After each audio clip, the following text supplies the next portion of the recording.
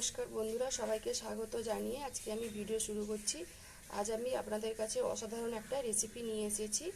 এটা হলো উচ্ছের চপ, পনিরের পুরভরা উচ্ছের চপ। ছোট থেকে বড়রা তো উচ্ছে খেতে পছন্দ করে না, আপনারা এইভাবে বাড়িতে বানিয়ে খাওয়াবেন, সবাই খেতে পছন্দ করবে।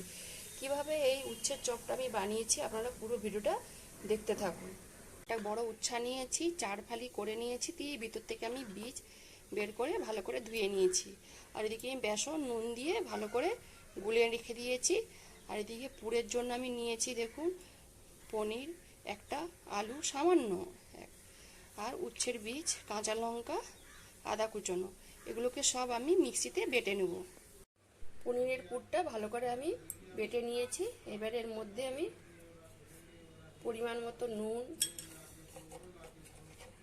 একটু হলুদ গুঁড়ো, একটু লঙ্কা গুঁড়ো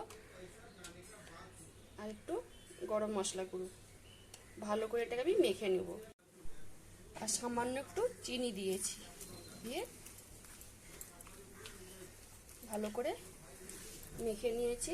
এইবারে আমি উচ্ছার ভিতরে পুরটা ভালোভাবে সব ভরে দেব। এই উচ্ছার ভিতরে দেখুন পুরটা ভরে নিয়েছি।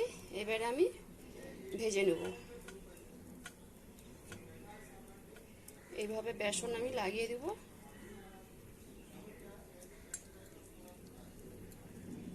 দেখুন সাদা তেল আমি গরম করে নিয়েছি।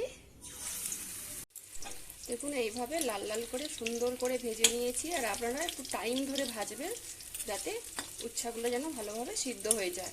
এবার আমি তুলে নেব। উচ্ছার চপটা কিন্তু ভেজে আমি জায়গাতে তুলে নিয়েছি। আর এই উচ্ছার চপটা কিন্তু গরম ভাতে খেতে অসাধারণ লাগে।